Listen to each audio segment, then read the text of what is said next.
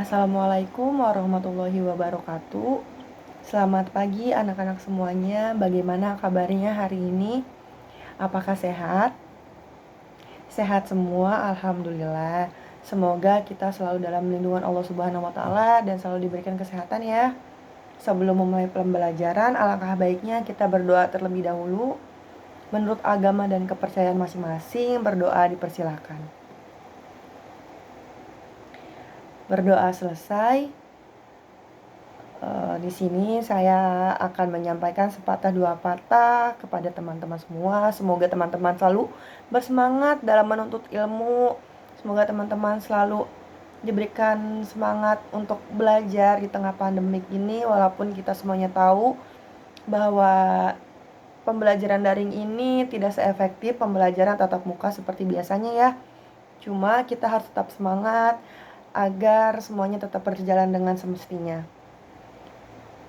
Sebelum kita memulai ke pembelajaran, saya akan terlebih dahulu menyampaikan apa sih tujuan dari kita mempelajari pembelajaran ini.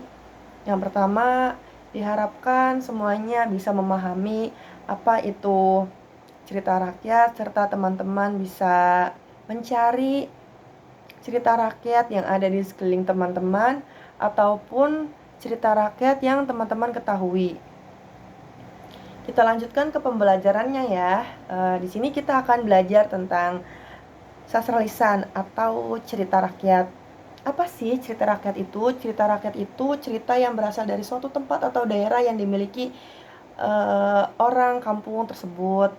Misalkan kalau di daerah Jawa Barat itu ada cerita rakyat Tangkuban Perahu.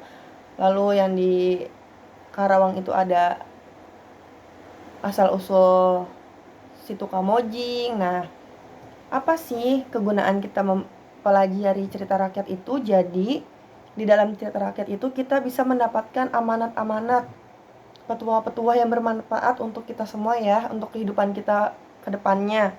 Lalu lanjut kita ke contoh. Nah, di sini saya akan memberikan contoh dari cerita rakyat yang ada di Karawang, yaitu salah satunya terdapat di Cikampek. Apa sih yaitu Situ Kamojing? Ada yang tahu nggak Situ Kamojing tata letaknya di mana? Ya betul, Situ Kamojing itu diapit oleh dua kabupaten, yaitu dari Kabupaten Karawang dan Kabupaten Purwakarta ya, perbatasan.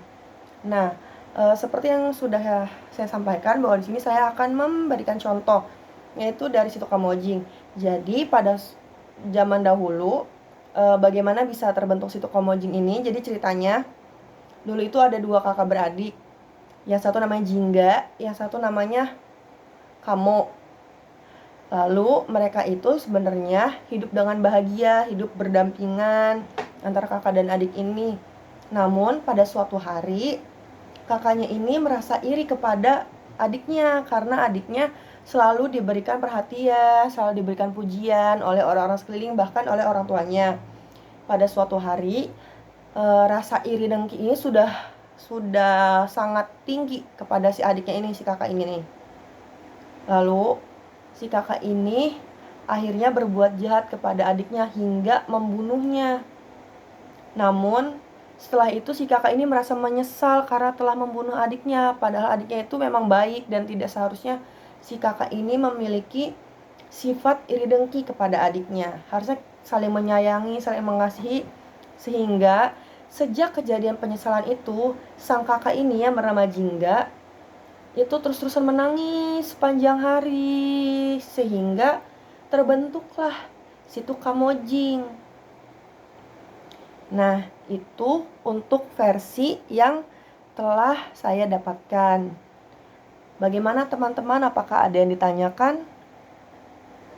Tidak ada. Lalu saya akan membacakan versi kedua dari Situ Kamojing ini ya.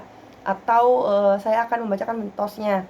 Jadi mitosnya dari Situ Kamojing ini bahwa dahulu kala itu terdapat penghuninya, yaitu ada buaya putih yang berada di situ tersebut.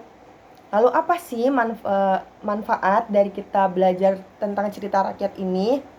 Manfaatnya adalah sebenarnya ya, jadi kita lebih menghargai alam yang sudah ada, lebih menjaga. Selain karena kita harus menjaga ekosistem, kita pun harus melestarikan cerita-cerita yang sudah didapatkan secara turun-temurun, sehingga cerita rakyat tersebut masih bisa bertahan hingga sekarang, hingga anak cucu kita yang sekarang, dan tetap terjaga kelestariannya. Seperti itu. Apakah ada yang ditanyakan? Jika tidak ada, kita lanjut ke penugasan ya. Silahkan teman-teman mencari cerita rakyat. Cerita rakyat yang ada di sekeliling teman-teman, boleh di sekitar rumah, boleh di sekitar tempat tinggal tempat tinggal orang tua, atau boleh mencari contoh cerita rakyat yang teman-teman ketahui, misalkan tapi boleh sekitar Karawang atau dimanapun, yang penting itu cerita rakyat ya. Silakan dibuat tugas, diketik, kemudian minggu depan atau pertemuan minggu depan itu dikumpulkan. Paham? Oke, jika paham, sekian pembelajaran dari saya. Semoga bermanfaat. Semoga kita semua tetap semangat. Jangan lupa mengerjakan tugasnya. Kurang lebihnya mohon maaf. Wassalamualaikum warahmatullahi wabarakatuh.